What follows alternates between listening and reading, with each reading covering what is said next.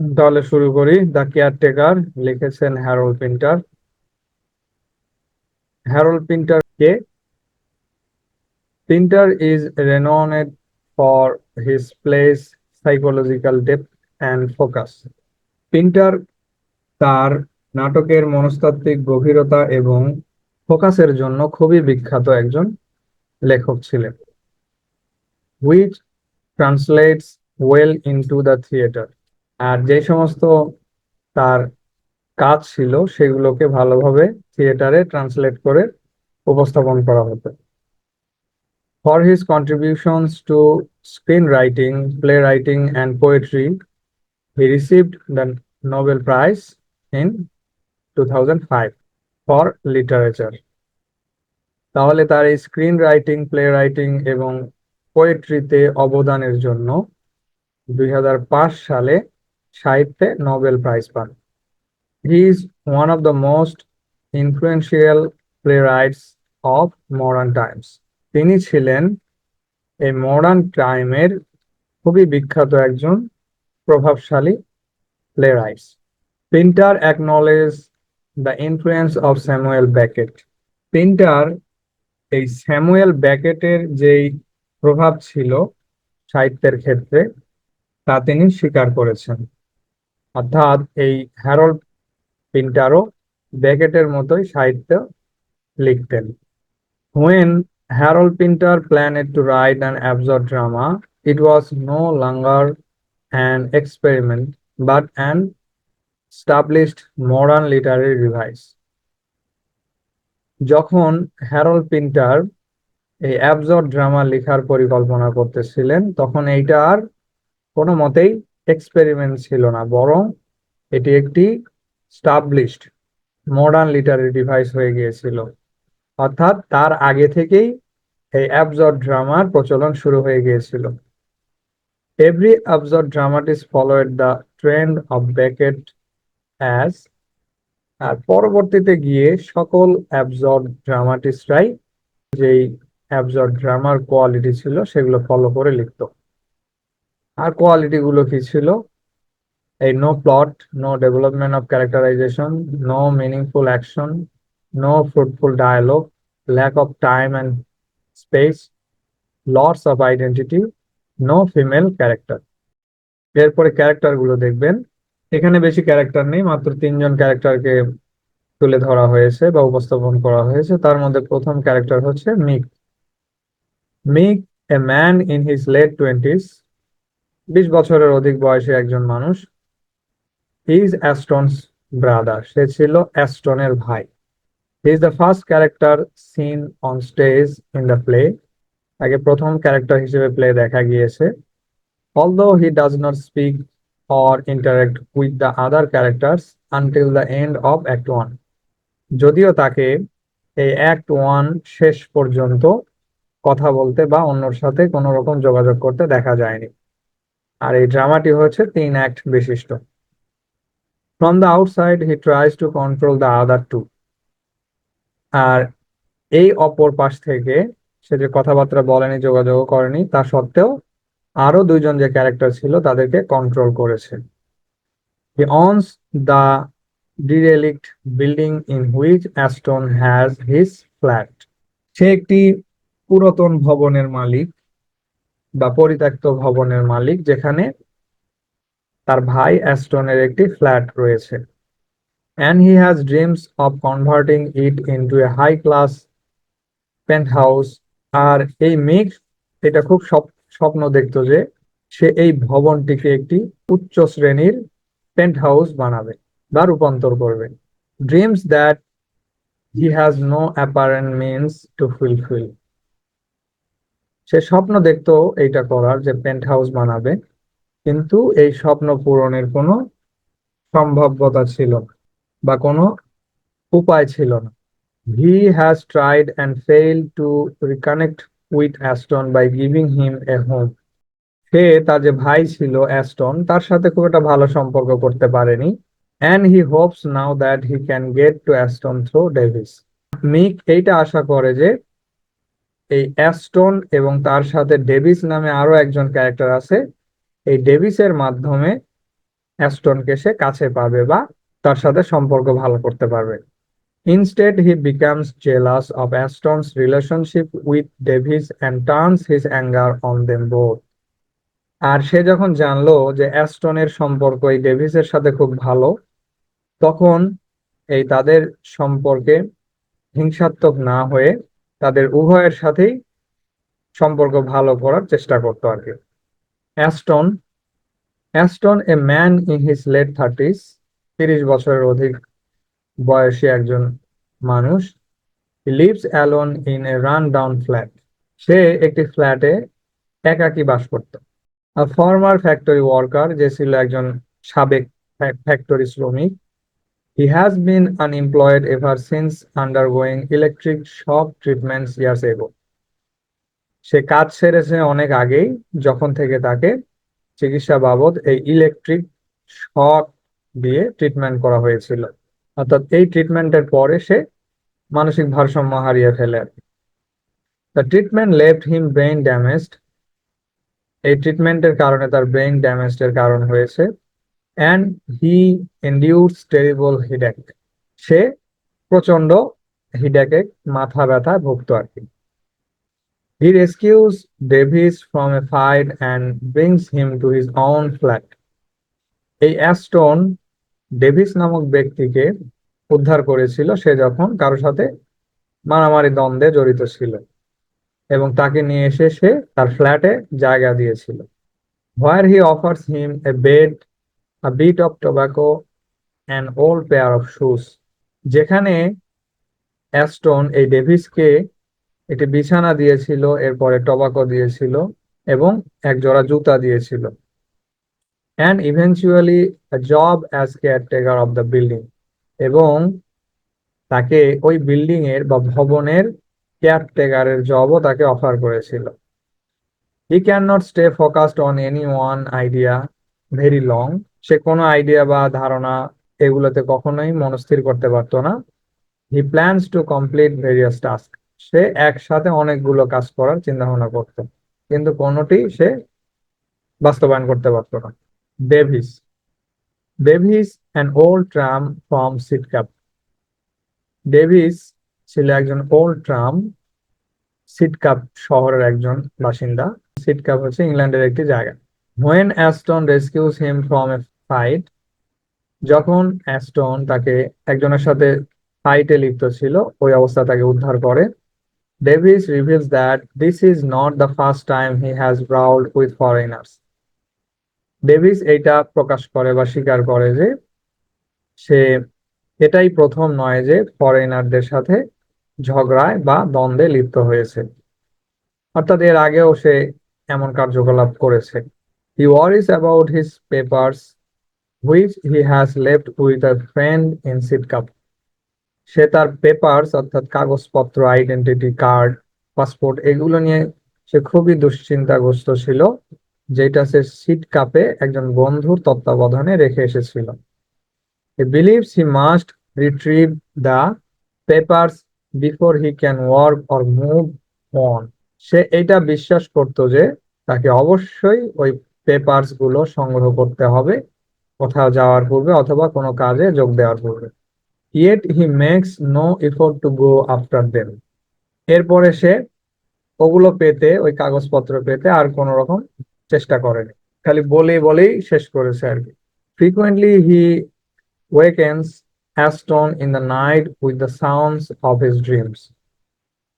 এরপরে সে লাগাতার অ্যাস্টনকে ঘুমের মধ্যে থেকে ডিস্টার্ব করতো বা বারবার জাগিয়ে তুলতো রাতে। অর্থাৎ তার কিছু বদ অভ্যাস ছিল, মানুষ স্বপ্ন দেখতে গিয়ে চিৎকার করে ঘুমের মধ্যে, ওই টাইপ কিছু একটা করতো। When he moves in with Aston, he is willing to help out and assume the unspecified duties of the caretakers.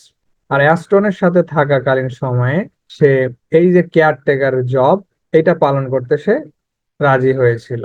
But soon he becomes aggressive and demanding. আর এরপরে সে হঠাৎ করেই অ্যাগ্রেসিভ হয়ে যায় এবং অনেক কিছু ডিমান্ড করতে থাকে।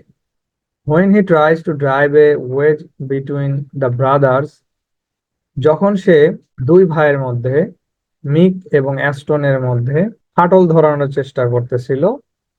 দে throw him back on the street. এই দুই ভাই তাকে আবার সেই রাস্তায় ছুঁড়ে ফেলে দিয়েছিল। এরপর সামারি দেখেন, the Caretaker is a classic tragicomedy play by Harold Pinter. The Caretaker হচ্ছে হ্যারল্ড পিন্টারের লেখা একটি ক্লাসিক ট্র্যাজিকমেডি, সবচেয়ে ভালো, উৎকৃষ্ট। It was first performed in 1960 and became Pinter's first commercially successful production. আর এই ড্রামাটি 1960 সালে প্রথমে পারফর্ম করা হয়, আর যেটা বাণিজ্যিকভাবে সবচেয়ে সফল প্রোডাকশন হয় Harold পিন্টারের। The play is a study of how power, elegance, and corrupted innocence affect a lonely tramp and two brothers whom he meets. The Caretaker হচ্ছে এমন একটি স্টাডি যেটা এটা প্রদর্শন করে যে কিভাবে ক্ষমতা, আনুগত্য, এরপরে দুর্নীতি এবং এই ইনোসেন্স টাইপ যে ব্যক্তিত্ব, এটা কিভাবে একজন লনলি ট্রাম্প এবং দুই ভাইকে প্রভাবিত করেছিল। It is a typical 3 act play and is Pinter 6th work. এটি হচ্ছে 3 অ্যাক্ট বিশিষ্ট একটি ড্রামা এবং হ্যারল্ড পিন্টারের ষষ্ঠতম ওয়ার্ক কাজ। There are 3 main characters: Aston, who lives in a house owned by his brother Mick. এই ড্রামাটিতে 3 জন ক্যারেক্টার আছে। তার মধ্যে প্রথম হচ্ছে অ্যাস্টন, যিনি তার ভাইয়ের বিল্ডিং এ এবং তার নিজের ফ্ল্যাটে বসবাস করেন। And Davies, an older man who lives as a tramp. আর আরো একজন ক্যারেক্টার আছে, সে হচ্ছে ডেভিস, যে একজন বৃদ্ধ ব্যক্তি, সে ওই ফ্ল্যাটেই বাস করে একজন ট্রাম্প হিসেবে। Aston once received electric shock treatment and the resulting brain damage leaves him isolated and looking for companionship. কোন এক সময়ে চিকিৎসা বাবদ অ্যাস্টনকে ইলেকট্রিক শক দেওয়া হয়েছিল, যার ফলে সে ব্রেন ড্যামেজের শিকার হয় এবং এই জনমানব থেকে বিচ্ছিন্ন হয়ে পড়ে, আত্মীয় স্বজন থেকে বিচ্ছিন্ন হয়ে পড়ে এবং এখন সে কম্পানিয়নশিপের খোঁজ করতেছে। Mick, on the other hand, is short tempered and ambitious.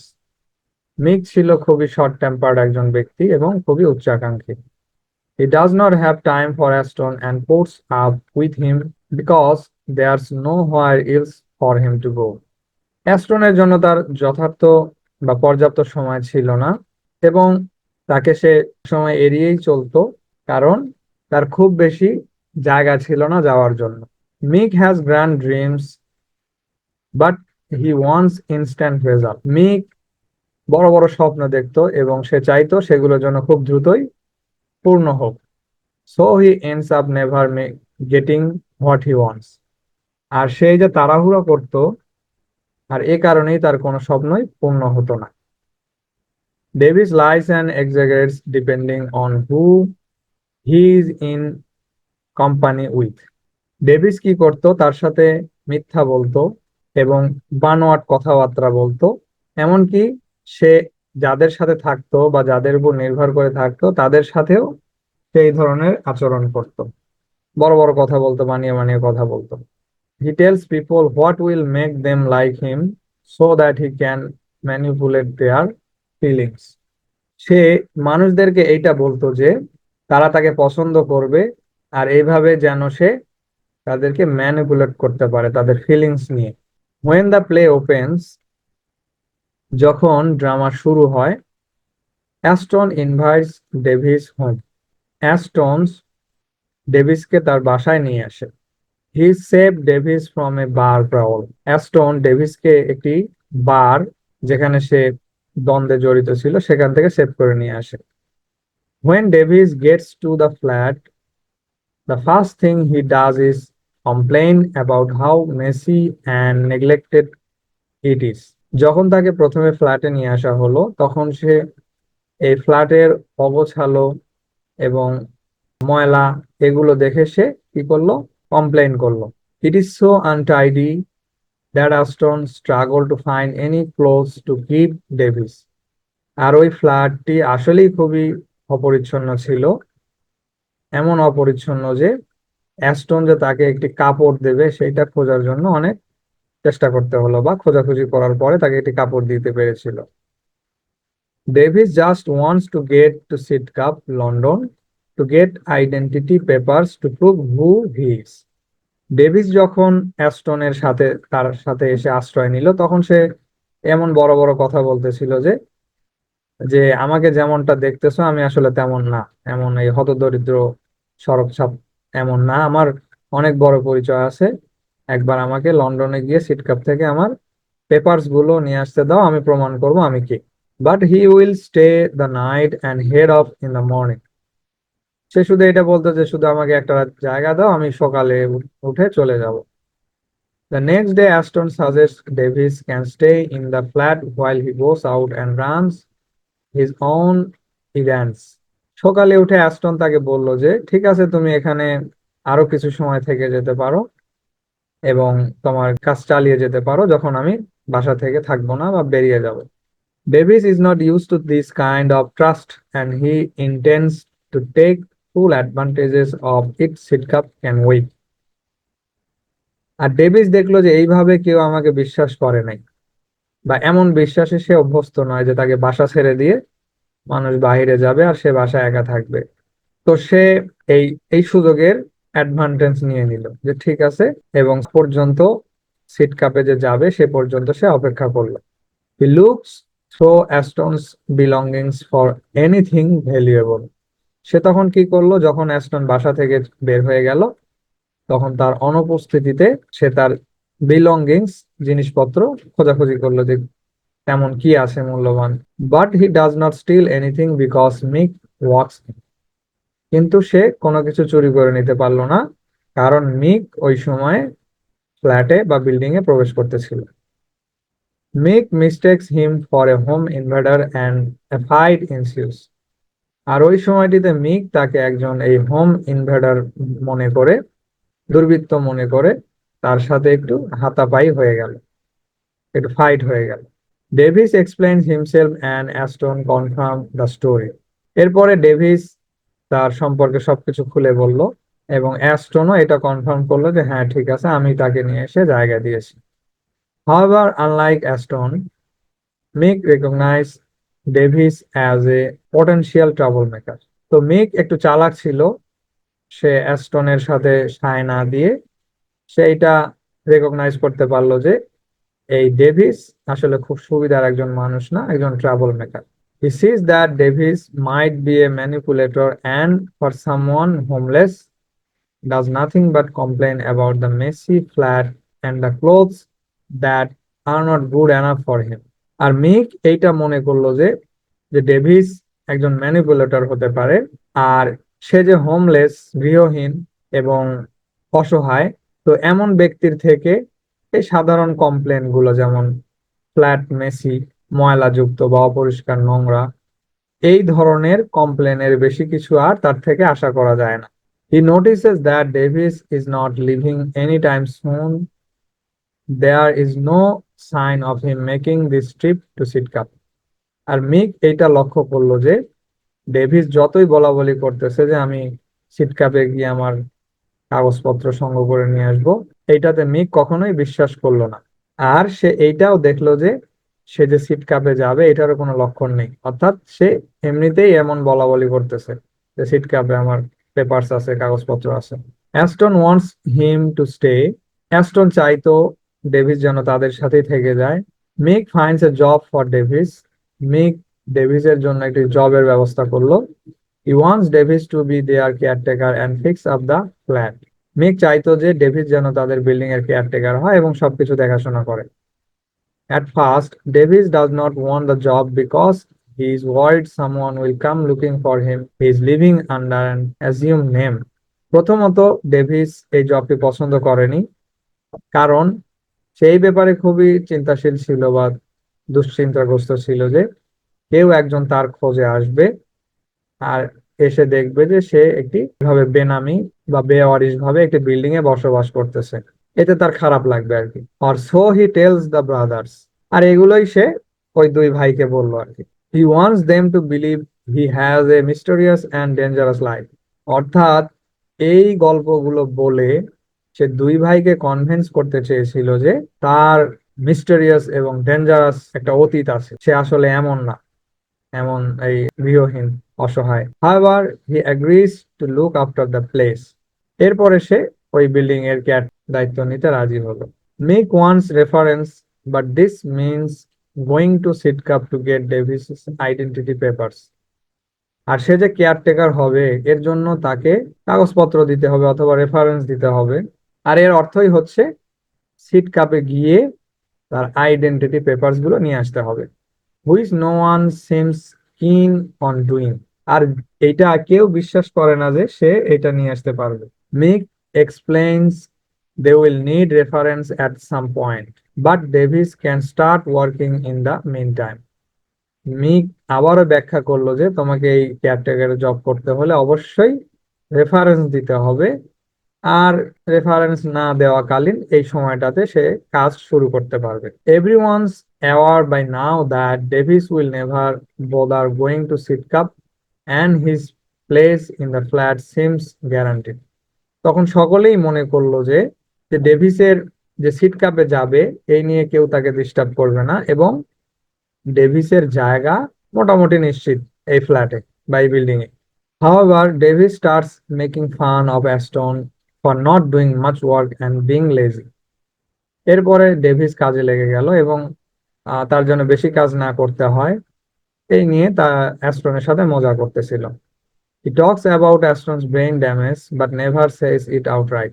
Davies এই যে অ্যাস্টনের ব্রেন ড্যামেজ ছিল এটা নিয়ে আলোচনা করতো, কথা বলতো, কিন্তু তার সামনে গিয়ে বলতো না। This angers Mick, who tells Davis to stop getting above himself. আর এগুলো শুনে মিক ডেভিসকে বারবার বলতো সে যেন এইগুলো নিয়ে কথা না বলে। Aston explains what happen to him. এরপরে অ্যাস্টন এটা ব্যাখ্যা করলো যে তার কিভাবে ব্রেন ড্যামেজ হয়েছে, ওই যে আগের কথাগুলো আর কি, ইলেকট্রিক শক দিয়ে চিকিৎসার কারণে ব্রেন ড্যামেজ হয়েছে আর কি। Aston and Davies continue to fight with each other until Aston tells Davies to leave. আর এগুলো ছোট ছোট বিষয় নিয়ে অ্যাস্টন এবং ডেভিস তারা ঝগড়াঝাটি লেগেই থাকতো ততক্ষণ না পর্যন্ত যতক্ষণ অ্যাস্টন ডেভিসকে চলে যেতে না বলে। He says they are not getting along and he is taking advantage of the one person who gave him a chance all those night ago. সে এটা বলে উঠলো যে যে সে একা হয়ে যাবে না এবং সেই যে সুযোগের সদ্ব্যবহার নিচ্ছে যে তাকে গত রাত্রে জায়গা দিয়েছে। অর্থাৎ এগুলো বলে অ্যাস্টন ডেভিসকে চলে যেতে বলে। Davies does not care what Aston says because he thinks Mick will take his side. আর অ্যাস্টন তাকে যে বারবার চলে যেতে বলতেছে বা বকাবকি করতেছে এটা সে কেয়ার করলো না, কারণ তার এটা বিশ্বাস ছিল যে মিক এসে তার সাইড নেবে। Because he is doing a good job looking after the flat. কারণ সে একটি ভালো জব করতেছে এই ফ্ল্যাটের দেখাশোনা করার মাধ্যম দিয়ে। However, Mick sides with his brother and tells Davis to leave at once. এরপরে যাই হোক, মিক এসে তার নিজের ভাই অ্যাস্টনের সাইড নিল এবং ডেভিসকে চলে যেতে বলল। Davies protest and begs Aston for forgiveness. Davies protest করলো এবং ক্ষমা প্রার্থনা করলো, বাট অ্যাস্টন ওন লিসেন, কিন্তু অ্যাস্টন তা শুনলো না। Davies leaves and watch them from the garden. Davies কি করলো, চলে গেল, তারপরে গার্ডেন থেকে তাদেরকে আহ দেখলো যে তারা কি করতেছে, but they don't let him back in. কিন্তু তারা আর দুই ভাই মিলে ডেভিসকে আর কখনোই বাড়িতে ডেকে নিয়ে আসে নাই বা ফিরিয়ে নিয়ে আসে নাই। The brothers exchange a small smile which suggest they will become closer after this drama. তারপরে দুই ভাই কি করলো, একে অপরের দিকে তাকিয়ে একটু হাসলো এবং তারা মিলিত হলো। আর এইটা তারা যে যে হাসলো একে অপরকে দেখে, এইটার একটা ক্লু দিল যে তারা ভবিষ্যতে গিয়ে দুই ভাই একে অপরের ক্লোজ হবে।